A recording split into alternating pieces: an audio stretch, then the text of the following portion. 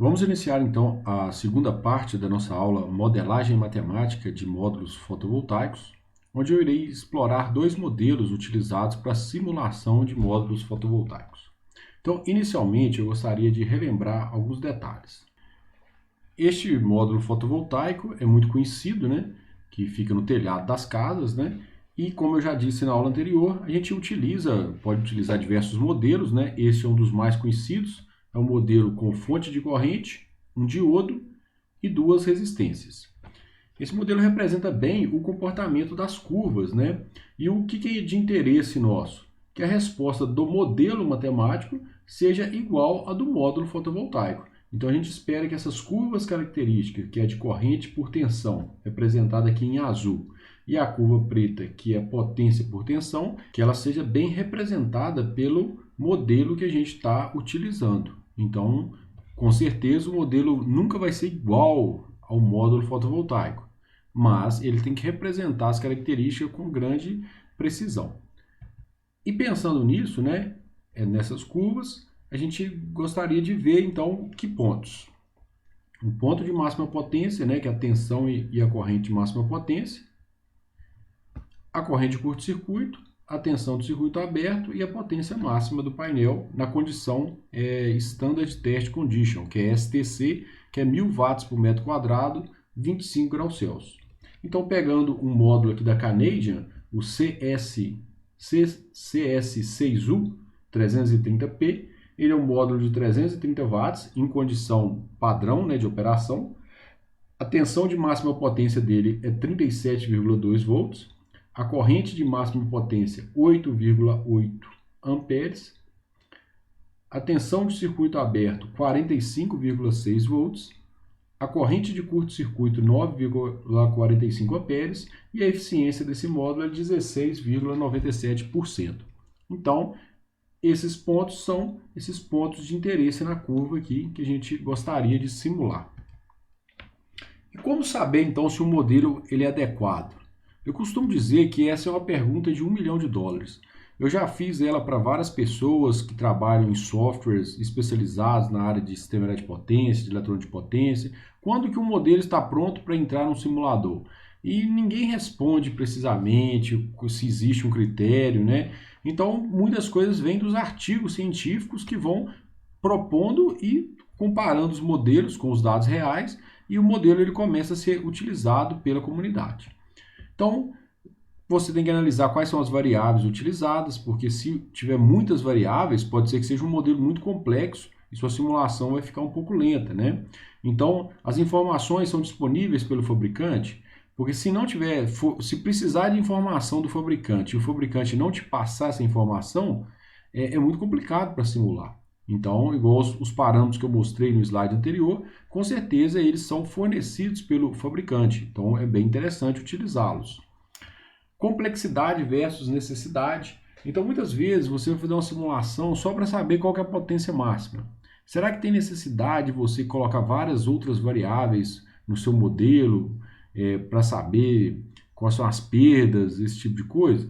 Talvez não. Então, você sempre tem que analisar esses dois critérios, né? Se o modelo é muito complexo, tem necessidade, né, de usar esse modelo, ou podemos utilizar um modelo mais simples. Processamento computacional, isso é muito importante, porque a gente sabe que nem todo mundo tem um computador muito bom em casa, né? Então, às vezes, você pode demorar até horas, né, simulando. Então, tinha simulações no meu doutorado que ficava mais de 24 horas rodando para eu poder ver o resultado. E aí, quando eu analisava, às vezes tinha que fazer modificações no controle e era mais um dia esperando para ver se aquela modificação foi boa ou não. Então, sempre tem que refletir sobre isso. Mas no meu caso específico já era um sistema muito grande, já estava no final do doutorado já.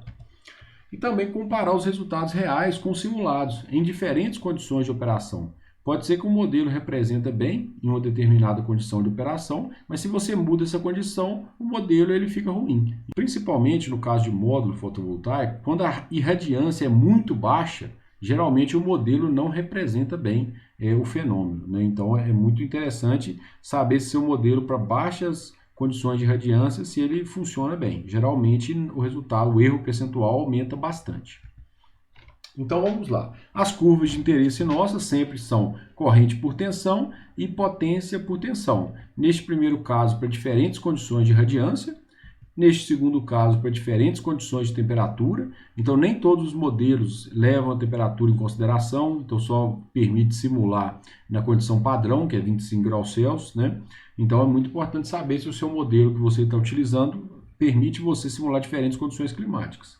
Além disso, né, o impacto da resistência paralelo no módulo e o impacto da resistência série no módulo. Então, são características que a gente pode querer simular também, tem que ver se o modelo permite isso, ok? Então, pensando nesses aspectos, eu selecionei esse modelo, que foi publicado em 2009, né, neste trabalho aqui, Comprehensive Approach to Modeling and Simulation of Photovoltaic Arrays, que é um modelo muito utilizado na literatura, e ele depende de algumas características. Então, ele faz o comportamento de uma fonte de corrente constante menos a fuga de corrente no diodo, e isso dá a curva característica IV. Se a gente comparar essa curva com uma curva característica de um painel fotovoltaico, a gente observa que o comportamento é bem parecido, né? Então, é um excelente candidato para a gente poder estudar aqui. E eu vou explorar um pouco mais este modelo. Matematicamente, essa é a equação que rege o modelo. Então, seria essa corrente IPV, a corrente I0, vezes essa expressão aqui, no caso aqui é o exponencial, né? E depende aqui, aí também essa queda aqui, na verdade, é essa queda representada pela resistência série e resistência paralela. Então, o que cada variável dessa significa, né? A gente tem informações suficientes para poder utilizar esta equação matemática? Vamos analisar, então. Então, primeiro, vemos que o IPV, eu não sei o que é por enquanto, o I0 também é uma variável, RS eu também não sei, né? VT não sei, o A eu não sei, e o RP também não sei. Então, a única coisa que eu sei é a tensão de saída e a corrente. Então, são coisas que eu posso olhar no fabricante lá, nas condições padrão, e posso analisar, né, essa tensão e essa corrente na condição de máxima potência, por exemplo. Então, vamos analisar cada uma delas agora. Então, começando com o VT vezes A. O VT, o que ele é? É o NS, que é o número de células em série, vezes uma constante K, vezes a temperatura, dividido por Q. Sendo que o Q é a carga elementar do elétron, o T é a temperatura da junção, a temperatura que você está simulando, e K é a constante de Boltzmann.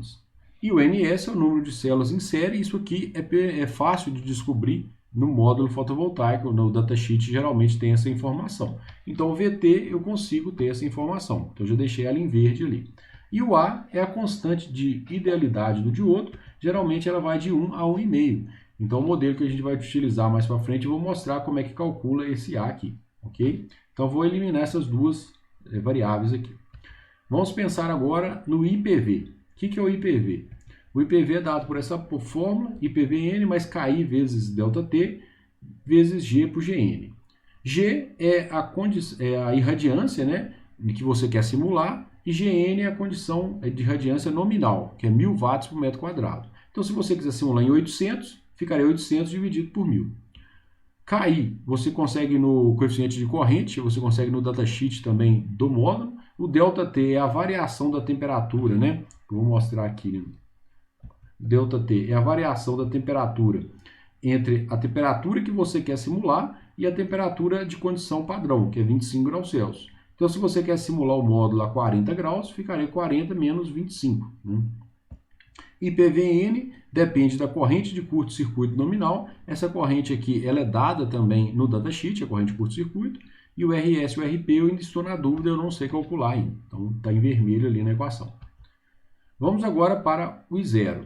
O I0 é dado pela corrente de curto-circuito em condição nominal, que eu consigo no datasheet. Coeficiente de corrente, também no datasheet, ΔT. O VOCN, né, tensão de circuito aberto nominal, eu consigo no datasheet. Coeficiente de tensão, eu também consigo no datasheet. ΔT, AVT. Ok. Vamos agora para o RS e o RP. Neste caso, essa informação geralmente não é disponível no datasheet. Então, o próprio trabalho, né, que traz essa equação matemática também fala para a gente que é possível obter essas duas expressões, RS e RP, através de um método iterativo. Então, como que isso é feito? Tem as equações no artigo, eu não vou entrar em detalhes aqui, para não estender muito o vídeo, mas no artigo explica, né, como é que é feito essa otimização, mas eu vou tentar passar a ideia básica por trás desse método, né, utilizando essas duas equações. Então, através da curva do fabricante, você começa com RS igual a zero, e você vai aumentando o RS, ok? Então você vai aumentando o RS e vai tendo um deslocamento da curva até chegar num ponto que seria o ponto de máxima potência. Desse módulo aqui, né, do artigo, seria de potência 200 watts. Então ele vai caminhando até esse ponto. O que você observa? Ah, tá. E só voltando aqui nas equações, isso é só utilizando essa primeira equação. Assim que você obtém o RS, você pode jogar nessa segunda equação aqui e obter o RP, tá? Então, por isso que o artigo preocupa muito com o RS, porque com o RS, o RP depende de RS e os outros parâmetros são todos conhecidos. Então, se você acha o RS, você acha o RP. Então, utilizando essa primeira equação, é percorrido aqui, né, o gráfico até chegar na potência de condição de potência máxima potência do painel. Então, é possível observar que várias condições aqui, elas oferecem a mesma corrente de curto-circuito, o mesmo VOC e o mesmo ponto de máxima potência para tensão e corrente. Só que não tem o mesmo valor de potência. Então, observe que neste caso, o valor de potência seria 200 watts. Então, só esse valor de resistência igual a 0,22 aqui, que você obtém um valor muito próximo. É lógico que não é o valor exato, porque é um método, né, tentativa e erro, então não é o valor exato, mas é muito próximo da potência, né, que é 200 watts. Então, foi adotado o valor aqui de RS igual a 0,221. Né? E com esse valor, joga na fórmula e calcula o RP. Ok? Então, é assim que é feita essa otimização. Só um detalhe, né? O professor Marcelo Villalba, que é um dos autores do artigo, ele disponibiliza no site dele um arquivo lá do MATLAB, que você consegue rodar essa otimização e calcular o valor de RS e RP para qualquer módulo comercial que eu conheço, né? Os que eu já tentei, sempre funcionou muito bem. Então vocês podem, eu vou deixar também esse link aqui na descrição do vídeo para facilitar vocês fazerem o download do material no site. Nos dados de datasheet, então o que a gente observa, né? Sempre vai ter essas informações mínimas, né? Essas aqui que a gente já discutiu, né? Tensão de máxima potência e corrente de máxima potência, tensão de circuito aberto e corrente de circuito aberto. Mas também todos os datasheets têm que dar essa informação aqui, ó, que é o KV, que é o coeficiente de temperatura para tensão, né, é o KV, menos 0,31% por grau Celsius. E o KI, que é o coeficiente de temperatura para corrente de curto-circuito, que é 0,053% por grau Celsius. Só um detalhe que tem que ser tomado cuidado é o seguinte, no modelo, essa informação KV ela é dada em volt por grau Celsius. E aqui no datasheet foi dado em porcentagem por grau Celsius. Então você tem que pegar esse valor de menos 0,31 e multiplicar pela tensão VOC, que neste caso é 45,6. Então quando você multiplicar 45,6 vezes menos 0,31, você vai obter o coeficiente de tensão em volt por grau Celsius.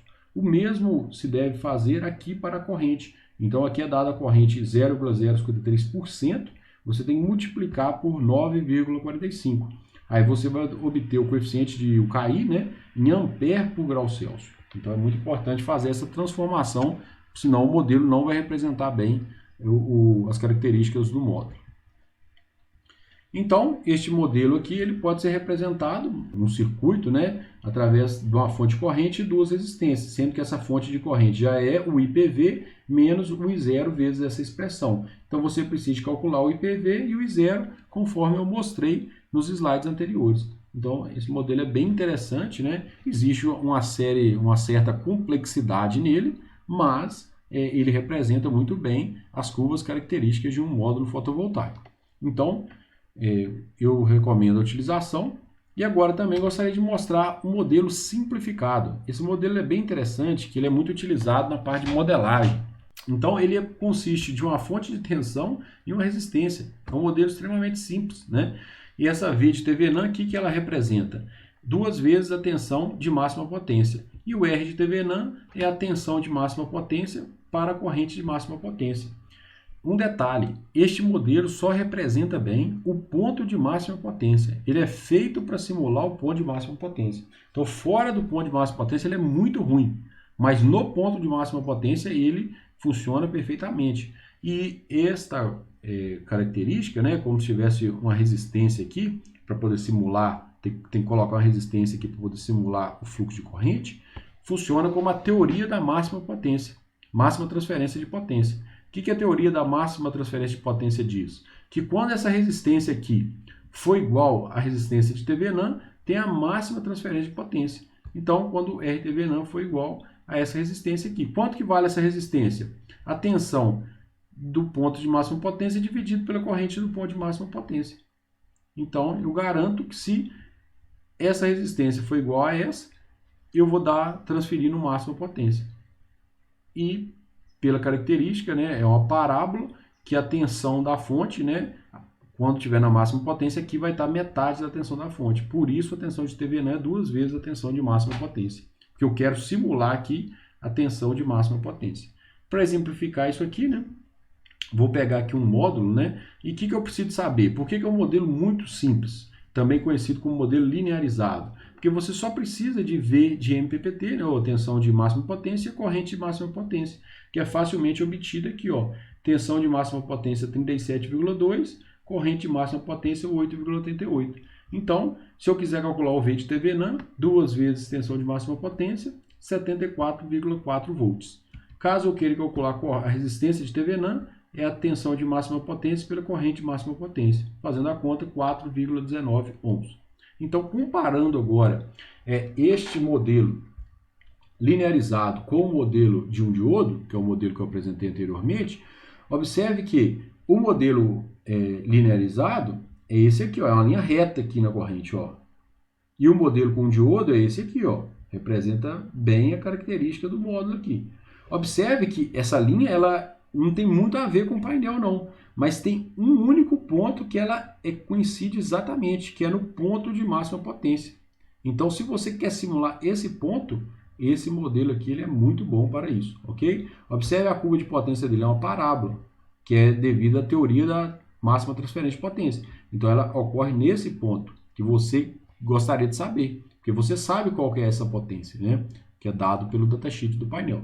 Então, você observa que para altas tensões, esse modelo aqui não representa nada bem um painel, mas para o ponto de máxima potência ele é muito bom. Então, por isso que eu fiz aquela discussão inicial na aula de hoje, tentando mostrar para vocês o que você quer simular. Então, se você quer simular só o ponto de máxima potência, por que não utilizar esse modelo? Ah, não, eu preciso de um detalhe mais variando aqui, eu quero testar o MPPT, outro tipo de coisa. Então, você pode ter que utilizar um modelo mais complexo, ok? Então, encerro por aqui a aula de hoje. E na próxima aula, irei fazer uma simulação no Plex, mostrando como o modelo de um diodo pode ser simulado. Grande abraço a todos.